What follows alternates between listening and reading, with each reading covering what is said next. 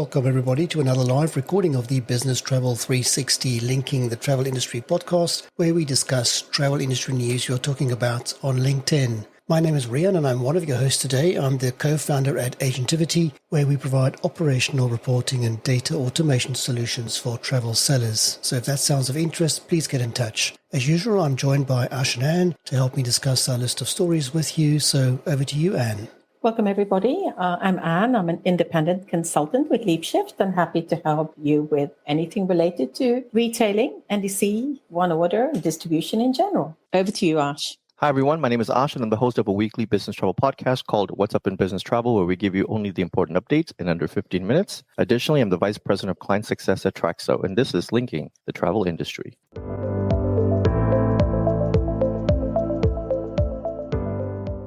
We're going to start off with a great story that I really like. This was the news that Japan's Kansai airport sets a really high standard for not having lost a single piece of luggage for 30 continuous years. An absolute incredible story. And I know your comment on this is... It is wow. I mean, that is just so impressive. Only the Japanese. It's so impressive. So Ash, have you had luggage lost before? I think it was once a long time ago, and I want to knock on wood and not jinx myself because I check in bags all the time. Yeah. So for me, this is definitely a good thing. I expect my bags to get there, which is what should happen.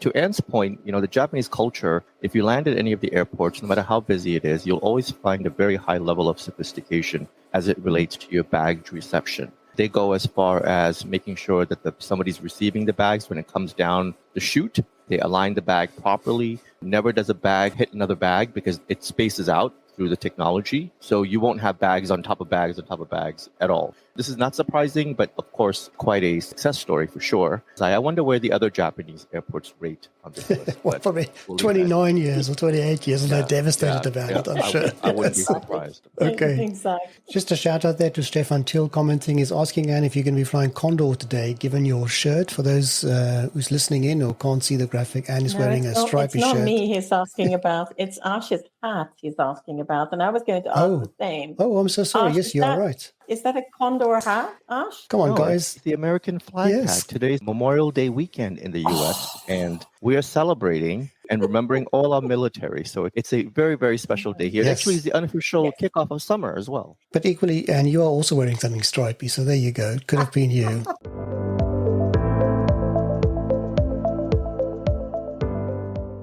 Fascinating story with a DoorDash driver at Chicago O'Hare Airport. He made a few wrong turns and found himself on the tarmac. So this is so weird. But Ash, I mean, obviously it's also got a serious element to it, right? This needs to be looked into, right? Let's not be boring and talk about the serious element. To me, the non-serious element is more fun.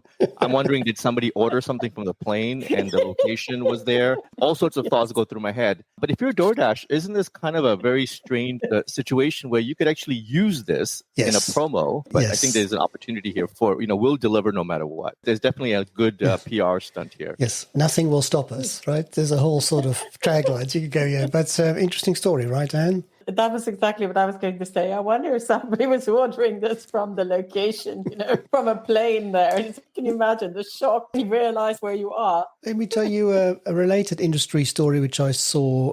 There are some places in China where you can be on a high-speed train. You could order from a website your takeaway that you want that will be at your next station. They will come and deliver it to your seat at the next station, and you can continue with your journey. Now, that's delivery. I would imagine that requires a great deal of sophistication to make that happen. I'm all for DoorDash using this and really promoting it. I would love to see a commercial like this. That's right. And Kenneth there commenting the driver needs a medal. I'm sure he does, yes.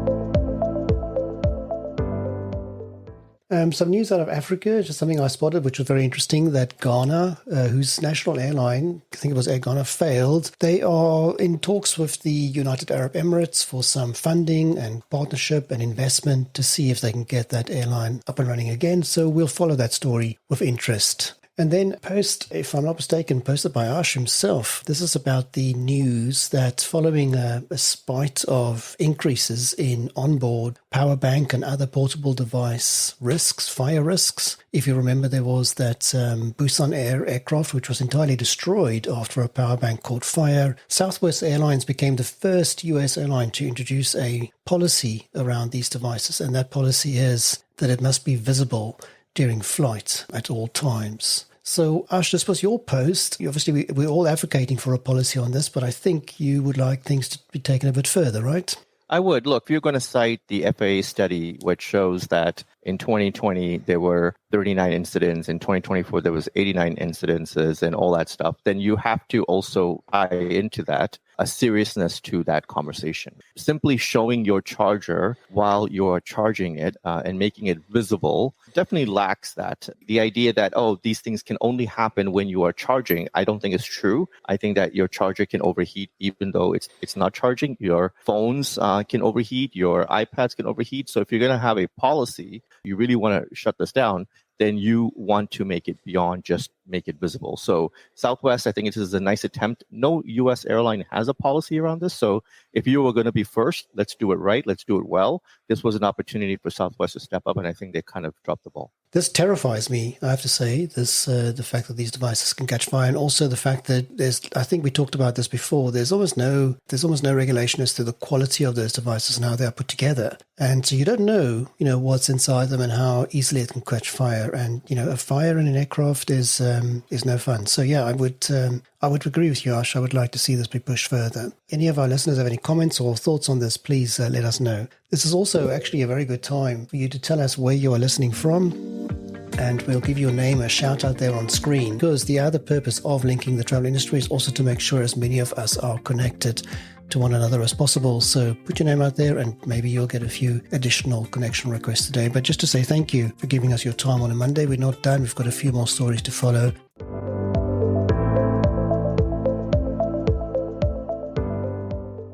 Swiss International Airlines is forced to cut about 1,400 flights between now and October due to pilot shortages and a few other issues I see. There were some additional labor law conditions around how they have to operate, etc., requiring quite a few additional measures to be taken. But and 1,400 flights, that's a lot, right? Well, I guess yes and no. It impacted 1.8%. But of course, it's the season. This is no fun and quite shocking. There seems to be pilot shortage problems.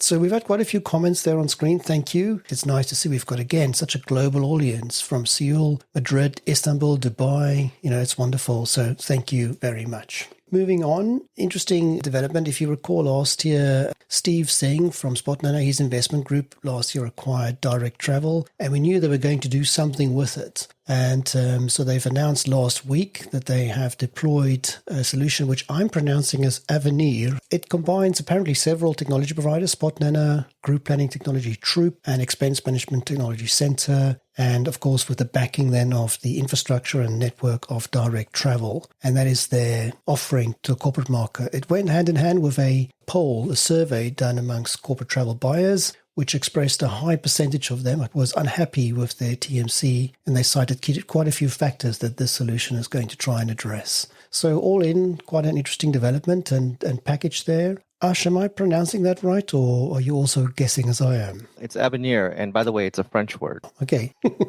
And it means future. Ash is on the ball today. I'm wrong. Exactly. So don't let this hat fool you. This is what gets me about all of this. Yep. I want to preface by saying I'm a big fan of Steve Singh. I love what Spotnana has done in the marketplace. I've always appreciated Direct Travel. Folks at Troop are awesome. This entire ecosystem that they've built is definitely something to be reckoned with. But I have to say that this sounds very, very familiar to me. There was something called Concur, which was a spin-off from another product added to Concur Expense. It's kind of like a similar play, but it has a little bit of a different nuance to it. What is the plan here? Is this beyond Direct Travel, or is this only limited to Direct Travel? All good points, Ash. And, some of those questions were running through my head as well. So we'll follow this and see what happens. And any comments from you? Well, exactly the same comments. It was a bit odd that they were saying that, this is so modern, having different fare types into a single itinerary,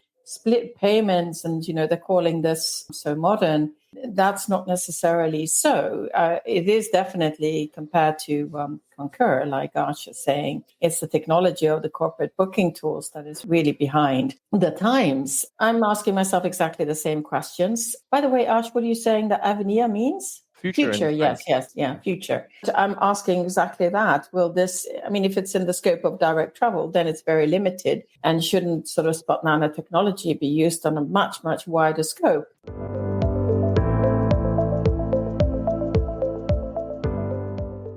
Okay, last story on my list relates to, we might have talked about this only 70,000 times last year, was the Lufthansa ITA Airways, inspired by Alitalia. And the result of that investment, the European Commission advised some remedial actions. One of them was that there needs to be more flights out of the north of Italy to, long-haul destinations.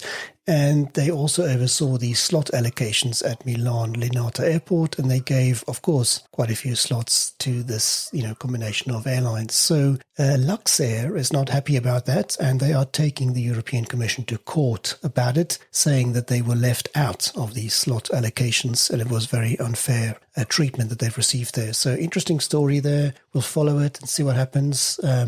And I guess it's a long road ahead for Luxair on this one, but at least they're doing something, right? Yeah, good for them. Go for it, because, it is unfair. Hope they win. Cool. So those were the stories on my list. Usually now we ask for a few extra stories, and it's unusual for me to have one, but I'm going to bring that up. I do have an extra story. Interesting development out of my native South Africa, with the news that the low-cost airline Lyft has signed a deal with Sabre for distribution. This is significant because Lyft has been operating for quite some time, but they are a very, very popular airline, and it's great that they are added to the Sabre distribution network there. It's great news for agents. So well done to them for getting that right. So that's my extra story. I'd like to add that they should get into a partnership with ground transportation company Lyft. Okay. It's a bit of a strange name for an airline, right? But they are very popular. Very strange name. I think they can do better. They serve wonderful coffee and great croissants on board. So those are the flights I never get on, Rian, the morning flights. Like, that's not for me. Oh, you can have it any time of the day. You don't have to have in the morning. They're well known for it. There was an airline in the U.S. market called Midwest Airlines. They were known for their cookies. Oh, okay. You could literally smell the cookies when you walked into the plane, and the whole plane smelled like nice. Cookies.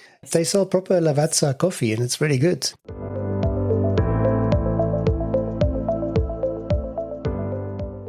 The story here is about Perplexity and PayPal working together. Yes. And they are stepping into agency payments. Agentic transactions. This is about Perplexity tapping PayPal for transactions. So they will become the transaction engine behind Perplexity Pro. This is enabling users in the US to actually complete purchases directly from one query. Kind of fascinating. Yes, Marcel van der Oost is the guy's name. He is where he was following. Thank you. And so, Ash, I think you might have an extra story or two for us as well. I do. The first thing I just wanted to let everybody know is that there was news about Accor building its own meetings and event ecosystem. So Accor is going to direct meetings to this central infrastructure.